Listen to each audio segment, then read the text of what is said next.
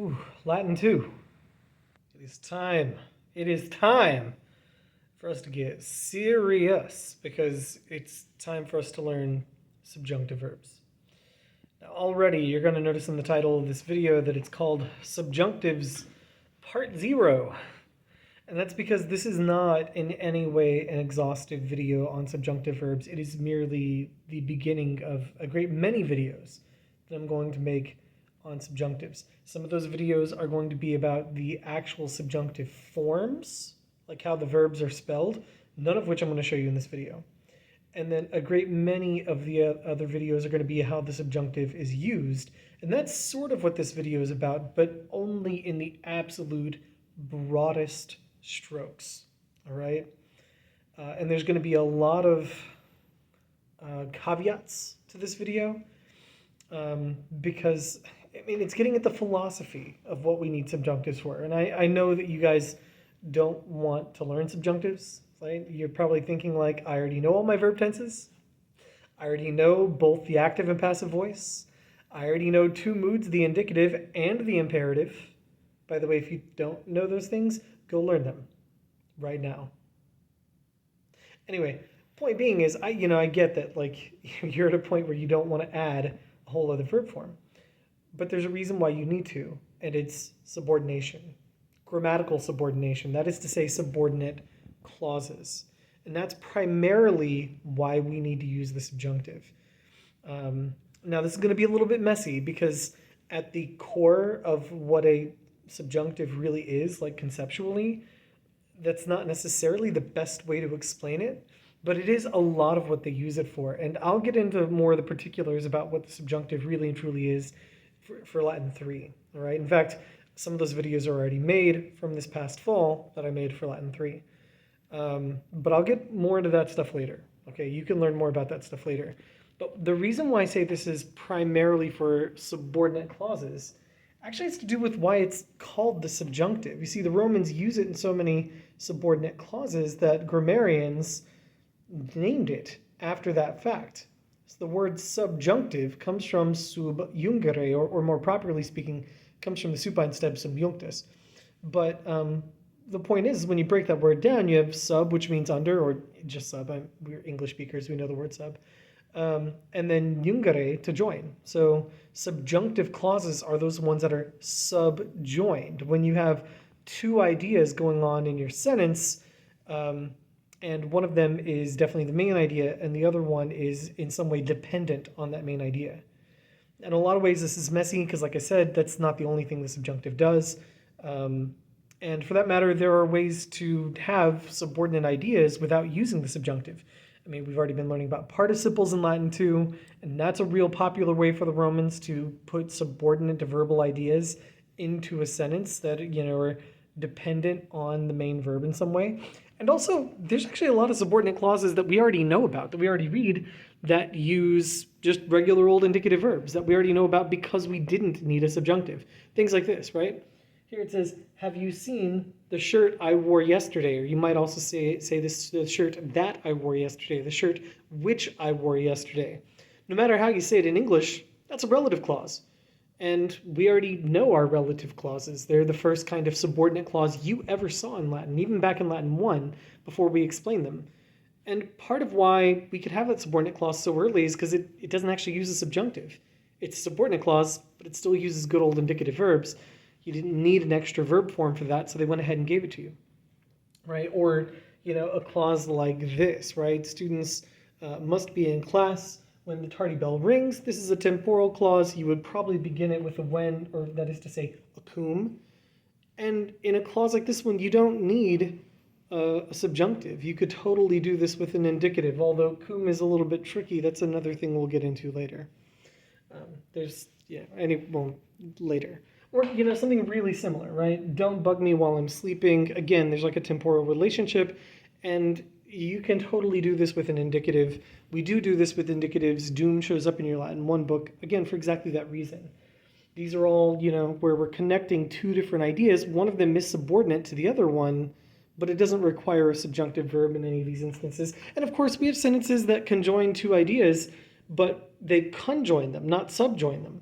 right? Like here, where it says, I want to play with my cats, and my cats want treats, right? I've joined these two ideas together, but one is not dependent on the other. They're two independent ideas. They just happen to be joined together with the word and. And that's, what our ands and our buts and our ors are for, is, when you want to have a complex sentence, but nothing subordinate to anything else. It's just multiple main ideas. You can totally have that, all right? So then what am I talking about when I say that you need the subjunctive for subordinate clauses? I mean, especially if we have all these examples and we didn't need them. You need them for this stuff. And again, it's a little bit messy. This is, again, I don't want to say that this is exhaustive or even the best way to explain it. It's kind of a nice way to introduce it. So we're going to, in the course of Latin 2, find out how you use the subjunctive to express reported speech. And again, this is a sort of, you'll notice I wrote 3 kinds of supported speech, and one of them is marked out. We'll get to that later, obviously. You use it to show result, purpose, circumstance, cause. That's another sometimes thing because, well, you don't have to use the subjunctive to show a cause, but sometimes you do. Substantiation. We're probably not going to get too much into that, or for that matter, hypotheticals. Those are more things that we'll talk about for level 3, but these are all really big kind of general examples of things that you would use the subjunctive for. Now, I'm not going to get into like actual Latin examples, but if you want some kind of inkling of where I'm going with this, I do have some English ones here, and then there's going to be follow-up videos that with Latin examples are going to explain these different things as it becomes appropriate as we move through the semester, right? So like in a sentence like this one, because I was home alone, I took off my pants. All right, there are 2 ideas going on in here. One of them is me being home alone. The other is taking off my pants, right? Because we all know that home is where no pants is, right? One of the true hallmarks of our generation, I think. But the point is here is that there is a main idea, and the main idea is I took off my pants. And there is a causal subordinate idea that explains the main one, and that's because I was home alone. You would use in Latin a subjunctive for that. Or, I could give this example here. I put the presents in the tool shed to hide them, right? What I'm doing here is I'm expressing purpose.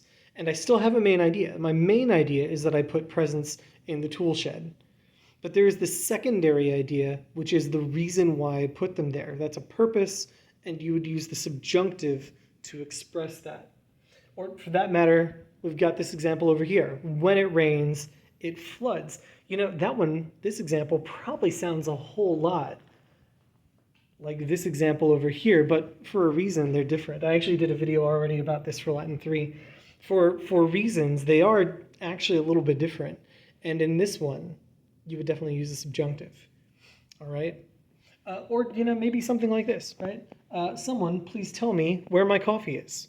For any of these, I would use a subjunctive verb when I'm, speaking or writing in Latin. Now, the tricky thing for a lot of you guys is going to be that you don't really think of these things as being subjunctive. When you say any of these examples that I've given in English, they just sound like they're using plain old verbs, or they sound like they're using infinitives, right? And that's because in English you are. In English, these things don't use the subjunctive, and that, I think, is the trickiest bit about learning the subjunctive in Latin. It's not learning how to spell the forms. If you are even modestly good at memorizing your verb forms, the subjunctives are easy to add on to what you already know. There's a lot of basic patterns. It's really not that hard to do. But the challenging bit is that the Romans use the subjunctive for a lot more things than we do in English. And so remembering the context in which you're supposed to use a subjunctive is what is hard. And all the time, people ask me, but how am I supposed to translate it? And I always say, well, depends on what kind of clause you're in. That's because the subjunctive isn't about having a verb that sounds so incredibly different, because chances are when you translate it into English, it won't be subjunctive. It's just that you need to know that because you are in some special context, you need to be using the subjunctive, all right? That is to say, for the Romans, you need a special verb, but maybe in English you don't, but we as translators have to be able to move between them. Now, if you're wondering, why we don't ever use the subjunctive in English, we do. We do use the subjunctive in English. We do have it. But a lot of English speakers are completely unaware of it, and that's because, number one, we don't use it nearly so often as the Romans did. The other reason is because it doesn't sound very different in English, and can vary even when you are correctly using the subjunctive, as a lot of native speakers do. They don't always realize they're using the subjunctive. I can give you a quick example. You'll notice this is all in red. That's because I have two clauses here, and they would actually both be subjunctive, both in Latin and English. If I were 10 feet tall, I would ruin every basketball game. All right? This is a hypothetical. And there are, for one, you can tell it's hypothetical because this is an example that is clearly not real. I'm not 10 feet tall. You don't know anyone who's 10 feet tall. So it's pretty ridiculous. As a hypothetical, this cannot literally be true. It must be a hypothetical. But even if I were using something pretty realistic, you would know that it was hypothetical if I said something like this, if I were. That's not the correct conjugation of this if it's not hypothetical, right? You don't use were with I, you use was. Now, what makes that tricky is that if you were using some person other than I, like if you were using you or some plural subject, it would be were anyway, and you wouldn't notice the difference. At least you wouldn't consciously have to think about it. It would sound the same even if you intuitively knew what was going on. The other clue here is the would. The would is a helping verb, right? And it's helping our main verb, ruin, but that helping verb creates what's called a modal shift. So these are, in fact, subjunctive verbs, and they're being used to show the hypothetical, which, again, would also happen in Latin. Now, that said, this example is nothing like what we're going to see in Latin 2. I will teach you how to do that in Latin in Latin 3. But that's a good example of where we still use the subjunctive in English, but in all these other examples, we stopped doing it in English. But, this is a class in classical Latin, so even if we don't use it in English, the Romans did, so we have to know it. And that's actually what a lot of the quarter 4, the second half of Latin 2, is going to be dominated by. It's going to be dominated by us learning our subjunctive forms and context in which we use them, the most common contexts in which you use them. So there's a very broad overview into what subjunctivity is all about. And I'm going to talk about this in class tomorrow. Then again, if you're watching this in the future, then hopefully this is a good brush up for you. But yeah, we're going to spend a lot of time on this, so expect many, many, many, many follow-up videos on the forms and the contexts for using these subjunctive verbs. All right, I will see you guys soon.